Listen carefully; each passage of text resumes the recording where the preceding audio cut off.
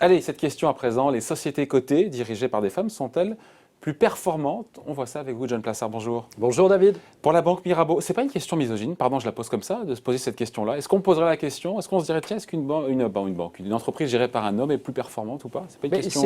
Non, je ne crois pas que c'est une question misogyne parce qu'en fait, on voit qu'il n'y a pas d'inégalité, on le sait, dans les entreprises. Hein. Si vous prenez les statistiques du World Economic Forum, ils estiment qu'il faudrait 99 ans pour qu'il y ait une parité dans les entreprises. Donc ça prend encore pas mal de temps. Plusieurs générations. Et ce qui est c'est une question, me semble-t-il, fondamentale, parce que lorsqu'on regarde aujourd'hui quelles sont les femmes qui dirigent le monde, eh bien on voit que c'est principalement, les postes les plus importants sont principalement dévolus à des femmes. On parle du FMI, on parle de la Banque Centrale Européenne, on parle du Trésor américain. Christine Lagarde pour la BCE, Janet Yellen pour le secrétaire au Trésor américain, pour le Kristalina FMI, Georgieva. Pour le FMI. On a Janet Yellen, vous l'avez dit, pour le Trésor. Et puis, on a évidemment Kamala Harris, vice-présidente américain, et potentiellement, on ne l'espère pas pour lui, mais potentiellement qui pourrait devenir, en cours de mandat, la première présidente américaine.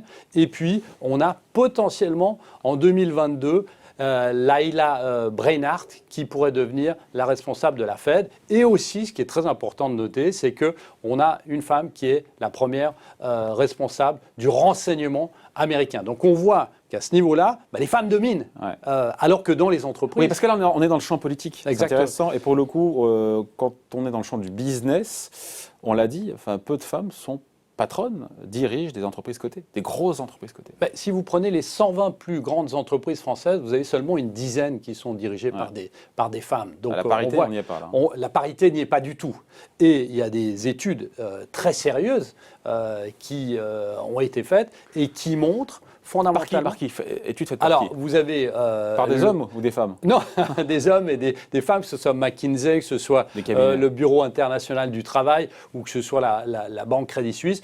On voit ici qu'en moyenne, les entreprises dirigées par des femmes ont un gain en bénéfice de 10 à 15% de plus que celles qui sont dirigées par des hommes. Alors que de l'autre côté, les entreprises cotées dirigées par des femmes ont des performances en dessous, moins 2,3% en moyenne qu'un homme. Boursière. Donc il y a une espèce d'asymétrie, de déconnexion entre la performance réelle économique opérationnelle, 10 à 15% meilleure quand une femme dirige une entreprise, par rapport à son parcours boursier qui est moins bon. Exactement. Il y a une méfiance. Il y a une méfiance des investisseurs. Mal, je l'imagine.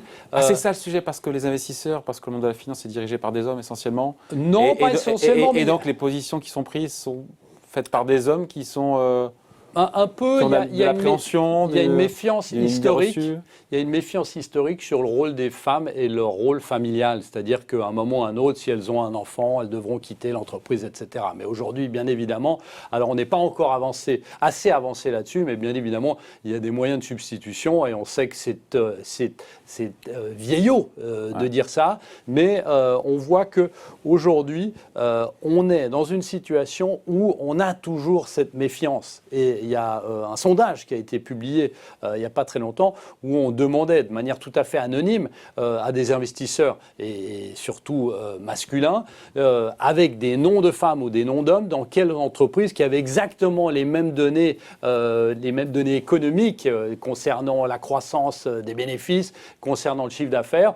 Et ils préfèrent investir où il y avait un homme. Donc c'est absolument rétrograde.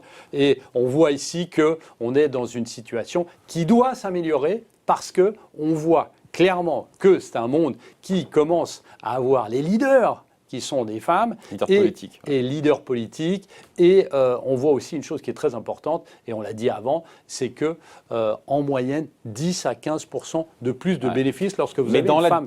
Dans la durée, si les démarrages boursiers sont poussifs, ça changera dans le temps, puisque ça va changer dans le temps. Les données économiques, les faits seront têtus. Exactement. Le seul problème, c'est que ça prend aujourd'hui beaucoup trop de temps et qu'il faudrait accélérer évidemment cette donne et laisser, on sait que les responsables femmes des entreprises sont surtout des responsables de PME et il faut évidemment que ça évolue très rapidement. Voilà, le message c'est plus de femmes égale plus de croissance et demain après-demain plus de performance boursière. Exactement, exactement. Voilà, merci beaucoup. Point de vue. Merci. En tout cas, on est bien documenté parce qu'encore une fois, on parle de cabinet McKinsey Tout à fait, qui ont étudié ça. Et là, encore une fois, ce sont des statistiques et des chiffres à l'appui. Merci beaucoup, John Plassard, pour l'apport. Bravo. Bye.